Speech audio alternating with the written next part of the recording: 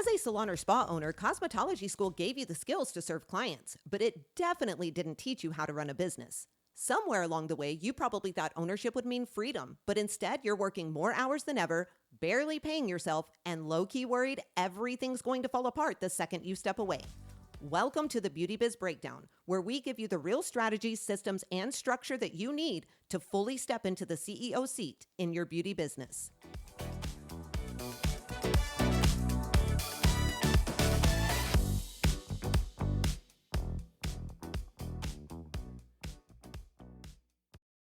Hey friends, welcome back to the Beauty Biz Breakdown, the go-to podcast for salon and spa owners who are ready to build a more profitable, more predictable beauty business. I'm Brie, and as always, I've got my bestie and co-host Chandra here with me today. Hey girl. Hello, hello. How you doing? Doing good. Still getting over this cold, but I'm doing good. Yeah, I think everybody is sick right now. It's insane. All right. Well, today we are going to tackle one of the most common and most misunderstood roles, I think, in the beauty industry, and that is the salon manager.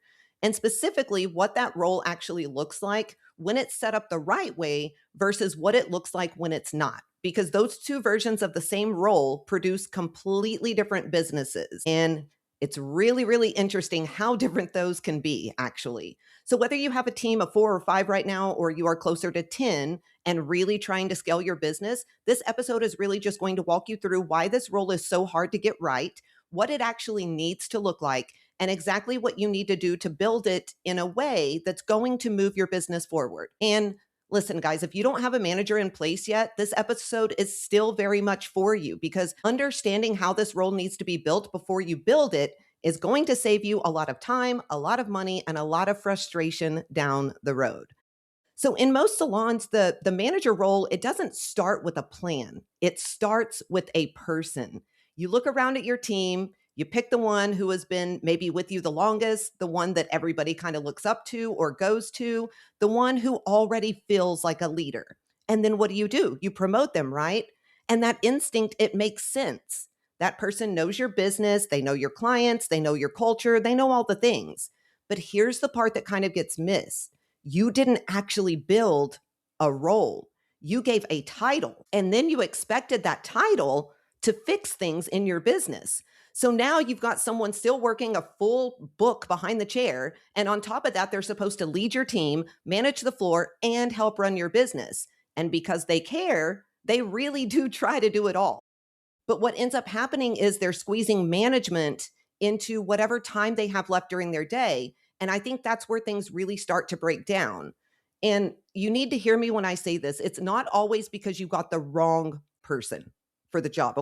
Sometimes it's just because that role was actually not built to make someone succeed in your business. And so you have to look at it from both things, because Chandra and I hear all the time, well, they're just not the right person, or I should have hired somebody else, or we hear all of these excuses. But then when we get in and we're diving in and we're looking at things, we're like, there's no role that this person even has. And there's no way that they even have the time to do the role that you want them to do. Chandra, do you feel like most owners even realize that that's what they're doing when they're setting their manager up or their role up in the beginning? No, I don't think that they realize that's what they're doing. I think that they're frustrated, they're stressed out, they need help. And I think that they just find someone who they're like, yes, this person's going to be able to do it, but they have no, like you said, they have no plan. They're just literally like, I need help. I need you to do these things, and that's it. And you can't expect somebody to know what to do when that's how it goes. And I feel like 99% of the time that's what they're doing.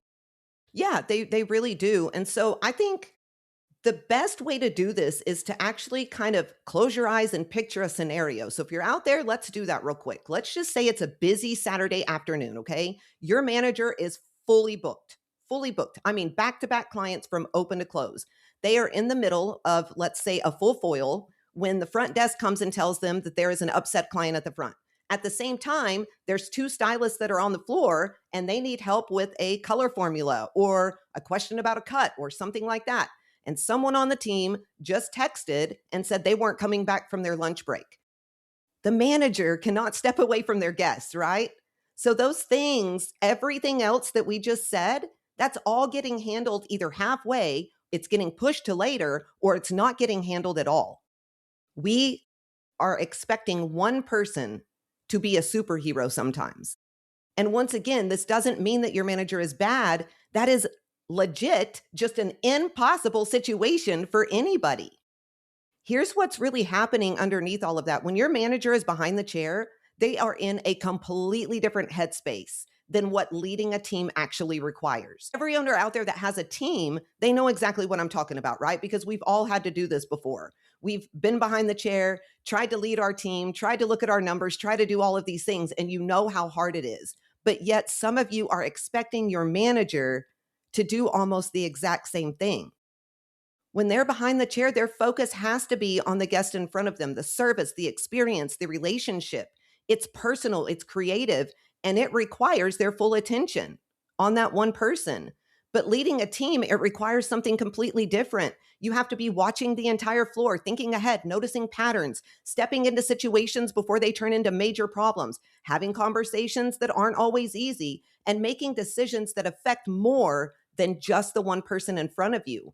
And I think switching between those mindset roles all day long, it is absolutely exhausting and it doesn't work the way that everybody thinks that it will.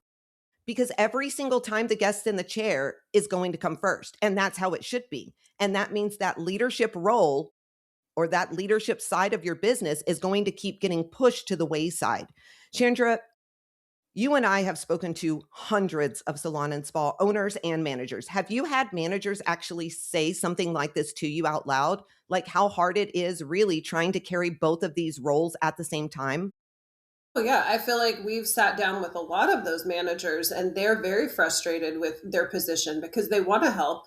They want to have that title. They want to move up. They want to be a bigger part of the business, but they just are drowning. And I think that we hear that constantly from almost all of them at some point. Well, yeah, absolutely. And I think the part that kind of sneaks up on most salon and spa owners out there is by the time they clearly see that this role is having issues or having problems, it's usually been going on for a while. And then it starts affecting their numbers, right? The rebooking rate starts to slip a little bit. The retail becomes very inconsistent. You're getting gaps in just big blocks in the schedule that nobody is catching early so that those can get filled. And because none of that feels urgent week to week, it shows up real slowly, right? It just kind of keeps going. And then it's a month in, and then 6 months in, and then you're almost a year in. And you are looking at revenue numbers that just don't make sense. And you're trying to figure out where things went sideways, but now you're starting to trace it back to the manager. We don't trace that back quick enough, I feel. But that's exactly where it usually starts when we are going through numbers with these salon and spa owners that have managers. Here's the thing, guys, your team feels it too. When your coaching is inconsistent from the manager and accountability is not steady, your standards are going to start to vary across the board. The stylists who feel it most are going to be your best stylists, the driven ones, the ones that want to grow, the ones that want to be coached. And those are the ones that you can't afford to lose. When they stop seeing a path forward inside of your business, Chandra and I say this all the time. What do? They start looking for one somewhere else. And that is a very, very dangerous place to be in. Your top producers, they want to be coached. They want to be led. They want to be guided. And if your manager isn't doing that and you're not doing that, then who is? That's a very, very hard place to be in. Another thing that happens when your manager is trying to split this, mindset shift or go between roles of stylist and manager is it starts pushing a lot of things back onto your plate as the owner. And that's not a good thing either. Chandra, what do you usually see happen when the owner finally sees that these numbers are really taking a hit, that more's landing back on their plate, that their top producers aren't happy? What do you think happens when that finally clicks for that owner? I think that they get super stressed out. They don't really know like what to do. I think they don't know how to get out of that hole. And a lot of times in that point, the manager has felt so kind of burned.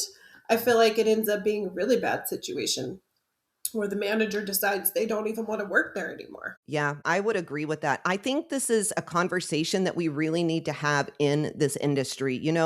There's two types of managers. We can hire one that's already on our team that is behind the chair, right? And we promote them into that management position, or we hire from outside.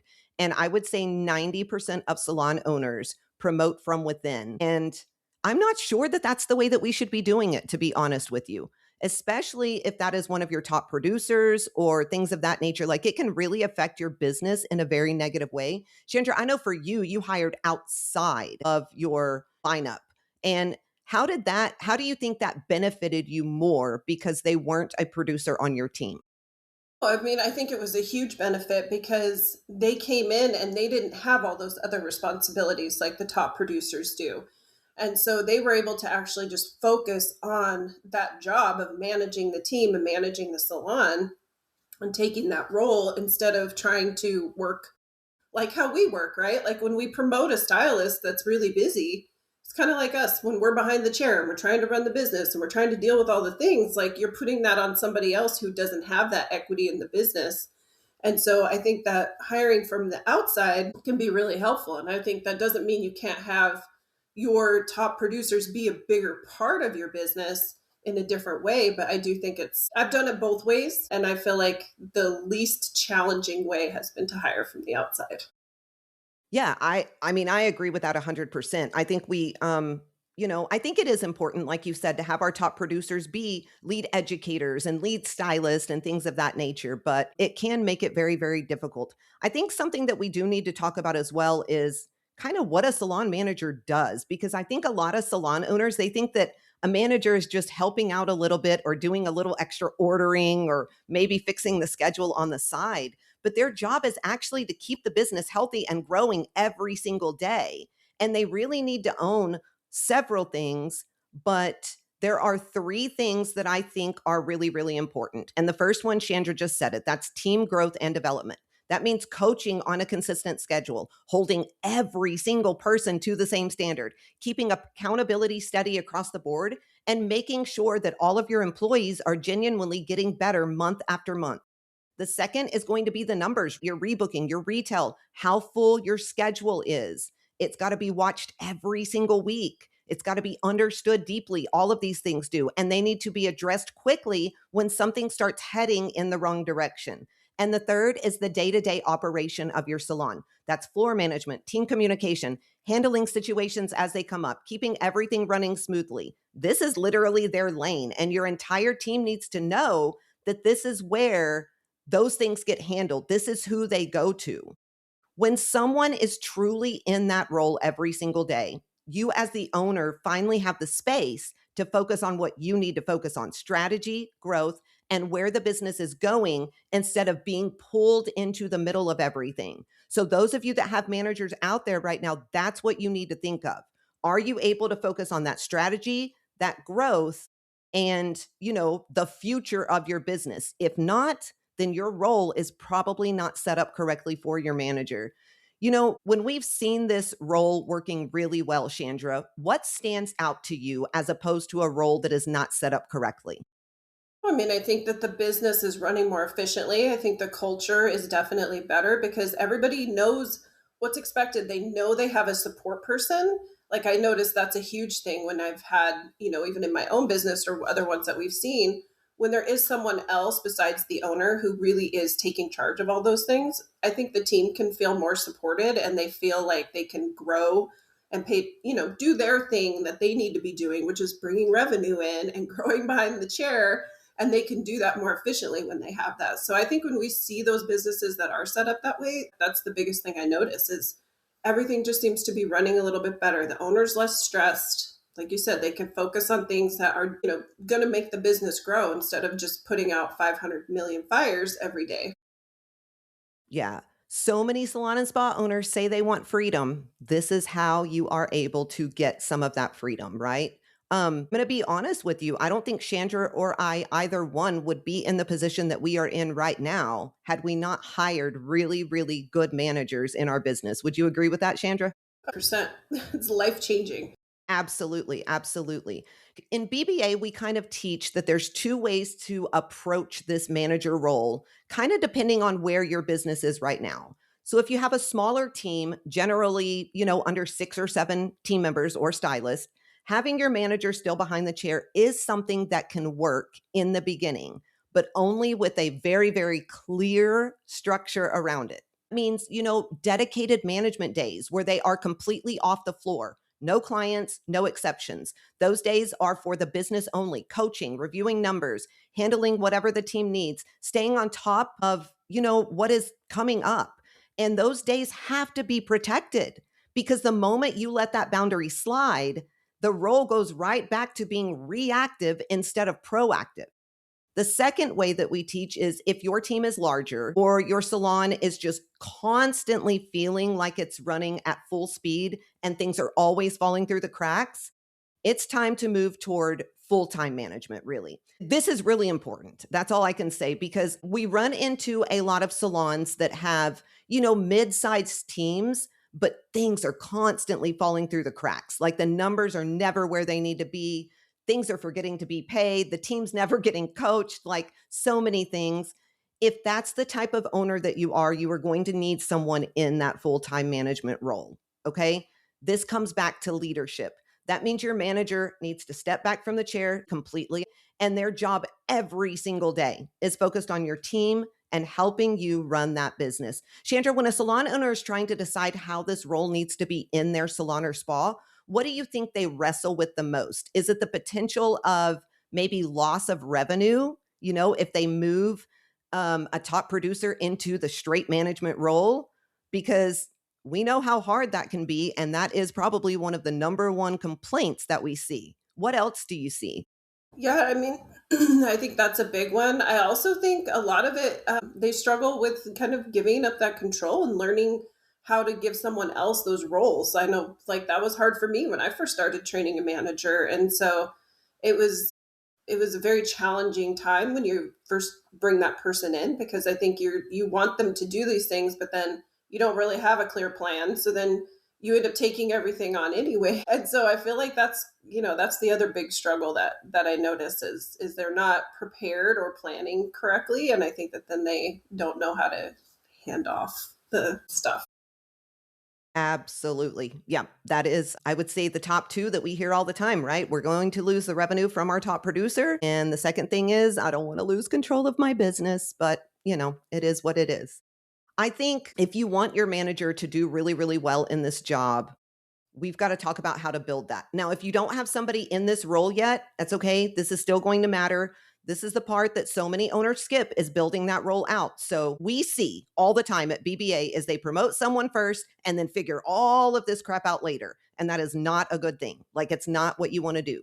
So you need to sit down and get specific about what this role actually owns. What numbers are they responsible for? What does their week actually look like? What are they expected to be focused on literally every single day? What are their KPIs and their benchmarks? Because yes, your manager should have those as well.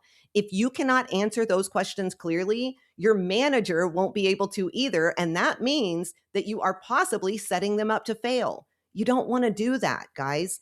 Once you do all of that, at some point, you're going to need to sit down and have a real conversation about what this role looks like going forward for this manager. And when you have this talk, it's going to be really, really important that you frame it in a way that you are not taking anything away from them. This is something that I found very interesting. I was doing a study, and that is something that top producers felt.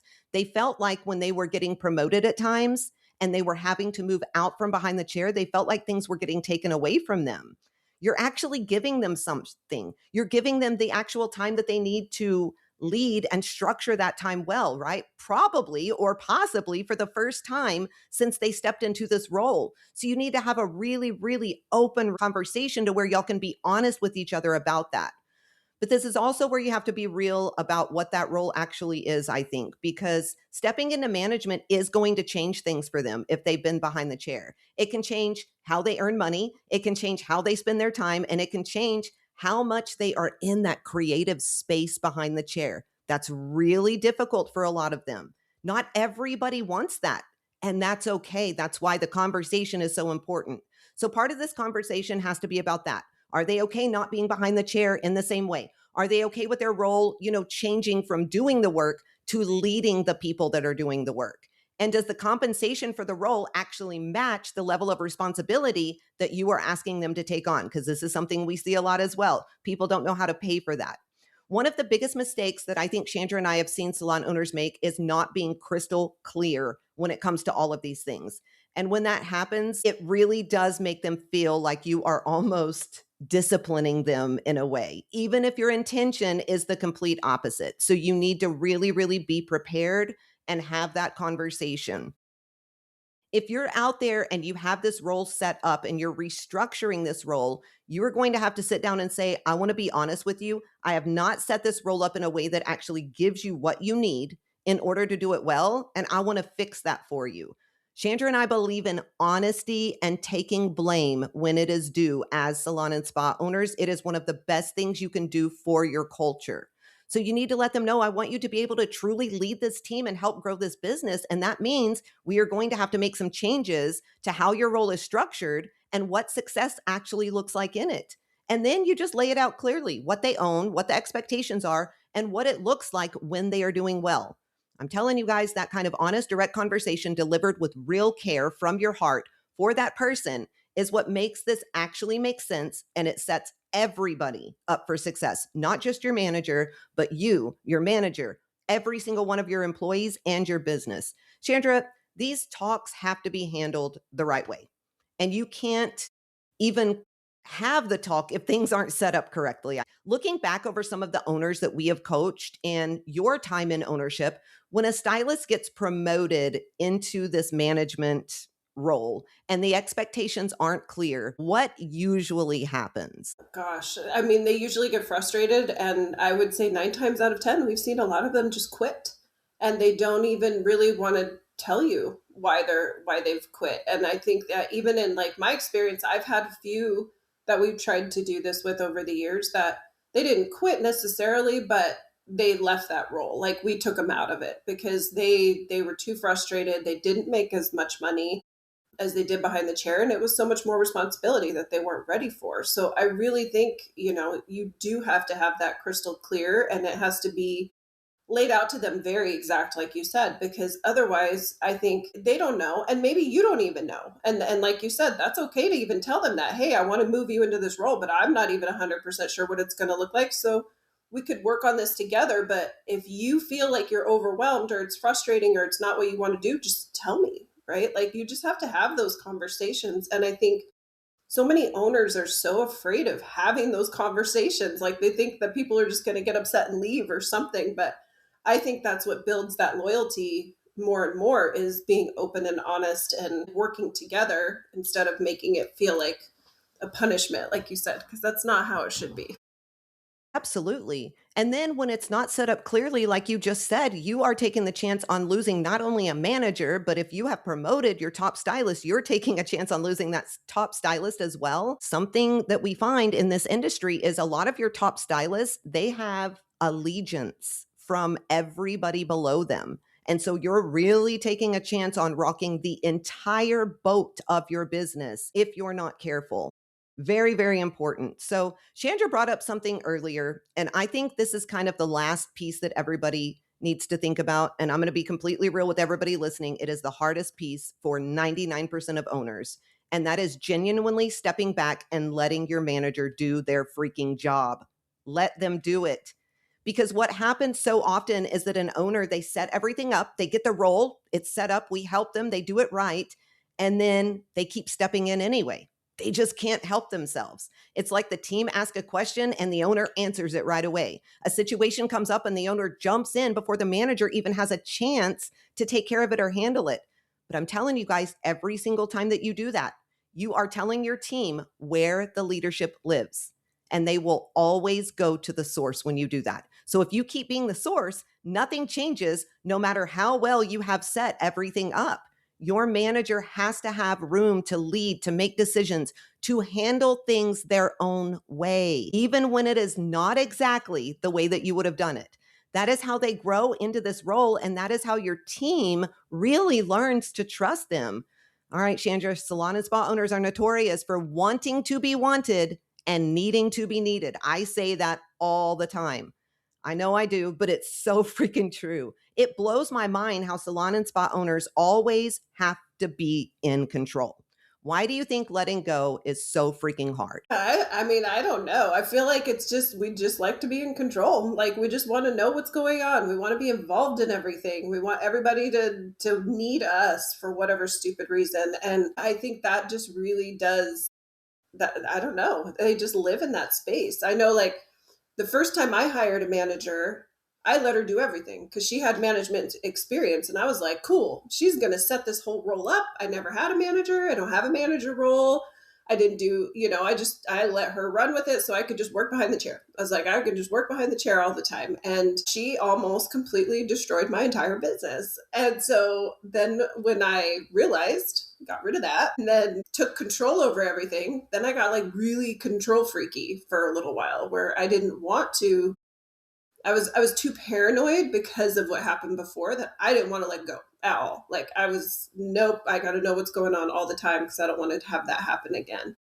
And so that was really hard for me the second time around when I had to learn how to actually trust somebody to handle these things. But after that first experience, having that crystal clear plan the second time, having those systems in place the second time, you went through a lot of that with me. So knowing and helping set up those things correctly the second time made it super easy after I let go to realize it was going to be just fine. Because now all I have to do is check in on the systems and make sure everything's working. And that is when you get freedom as the owner, when you don't have to talk to your team all the time anymore, when you don't have to do all that stuff. And that is like the best feeling ever when you could get to that point. It is. And I think, the reason that I say salon and spa owners want to be wanted and need to be needed all the time is because it's the absolute truth. I mean, you even went through that feeling, right? Like I would push back at you just a little bit like stop wanting to be wanted. Like they don't have to have you. You're going to be okay. Here's something that I find very interesting. Other business owners, do they have allegiance to their business 100%? Do they love their businesses? 100%. They've had blood, sweat, tears poured into that business, but they do not coddle and baby it like people do in the beauty industry. I don't know if it's because we start as service providers and build up that way, or if it's just something in this industry and we need to just get this mindset completely changed and thrown away so that more salon and spa owners can thrive. What do you think that is? I mean, I think it's a little bit of both of those things. I also think that the majority of us that start out as service providers and then open a business, we don't have a business mindset. We don't get it. We don't understand that this is actually a business. Like, I feel like so many people that we've coached too, it's like, it's so confusing to me because I'm like, this is like a business. Like, you have to run it like a business. This isn't like your own, like, little personal fun time. It's like they just don't get it. And so I think that's the biggest part of it is we don't start out that way. So we don't know how to shift from just kind of being part of the team and being part of this thing that we built instead of actually being like, this is just my business. Like I need to step away. This business should just run without me in it because I built a business. And so I feel like that's a big part of it, especially after we talk to so many people. It's like, it takes months and months for that epiphany to click for them to realize that they actually have a business.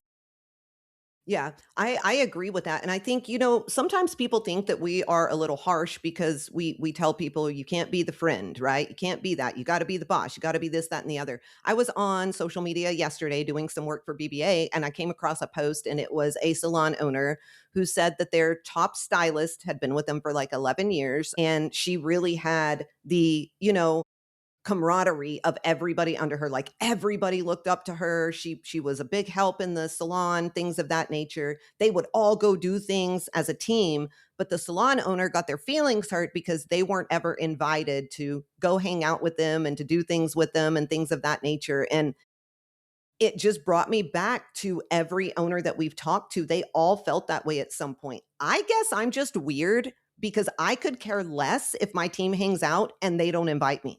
I don't give two rats craps. Like I don't at all. I don't want to hang out with them. I want them to go and bond and do their thing. Do we do things together? 1,000,000%. But when we do, it's business focused. It's team building focused. It's focused on helping them to make more money, get better at their craft, or do things of that nature, right? It blows my mind how many owners get butt hurt that they aren't invited to be part of the friend group with their salon or spa business. Have you seen things like that?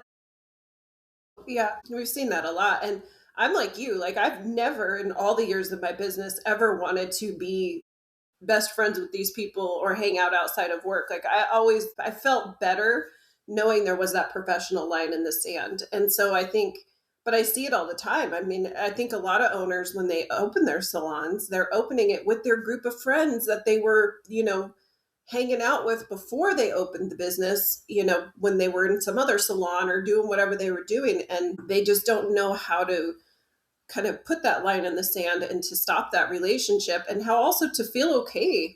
Like you said, like they're upset about it. It shouldn't be that way when you're the owner. You should be separated from, like you said, hang out with each other, be friendly, be there, be a support person for them. But you have to have that professional line. Yep, a million percent. Okay, guys, so if you're setting this role up or you're restructuring or you're promoting someone into this role, let's talk about a few things that you need to think about. So, first, let's say you are promoting someone from top producer into management.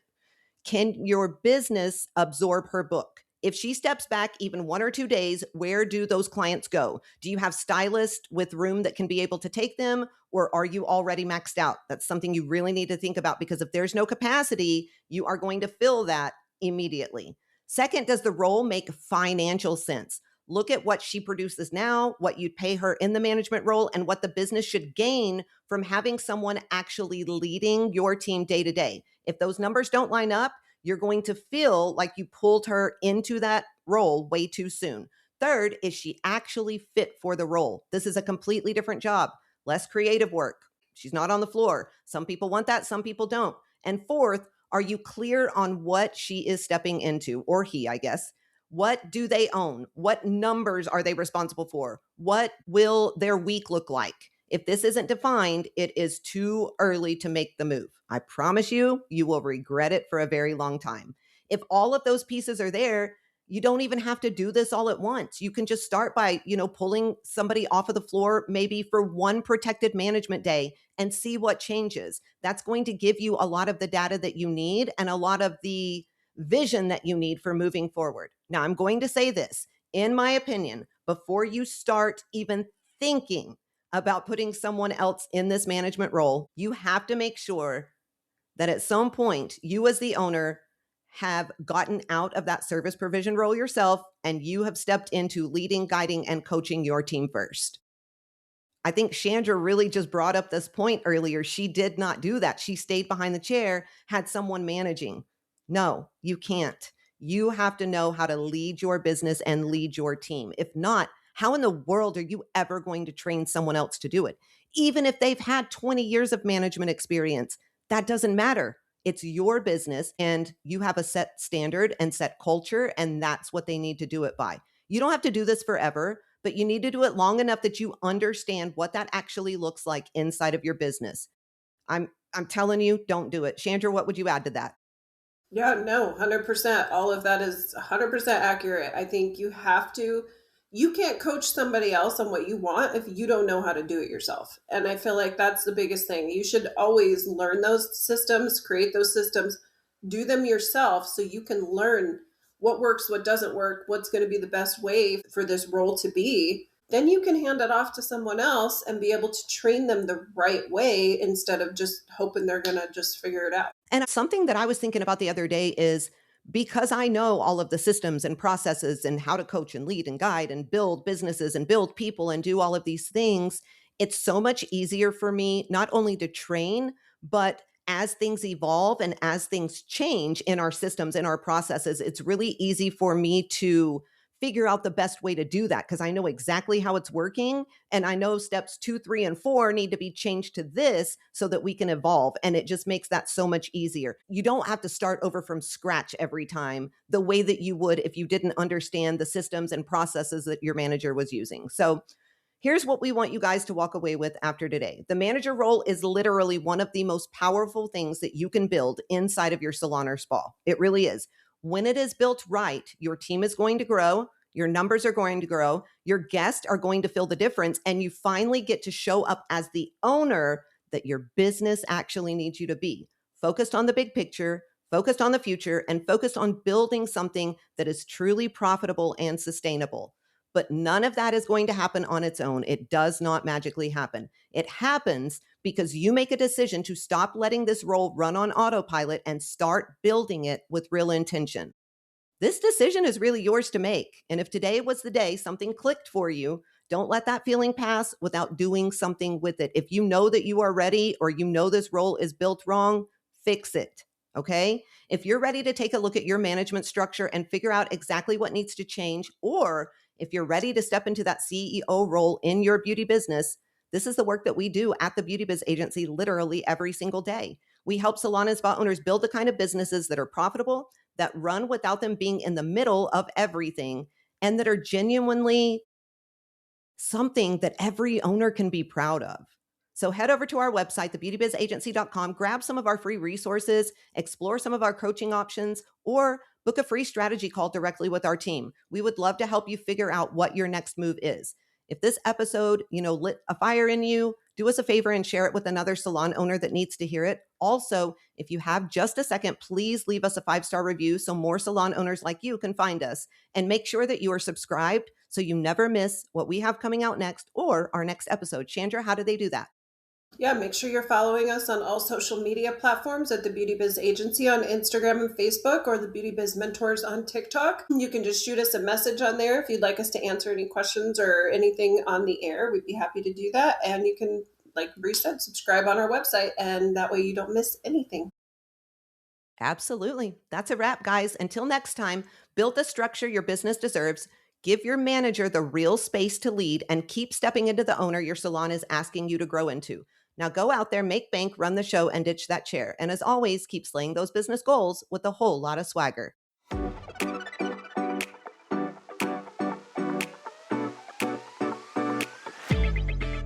If this episode lit a fire under you, don't just walk away and let it die out. Deep down, you already know where you want your business and your life to go. And the truth is, the only thing standing between where you are and where you want to be is a real plan to get you there. That's exactly what we help you build. So if you're ready to stop trying to figure it out on your own, head to thebeautybizagency.com and book your free strategy call. That call can give you the clarity that you've been needing and a real plan to move your business forward. Because at the end of the day, the only thing standing between you and the salon business you've been dreaming about is whether or not you're willing to take the action and the steps in order to build it.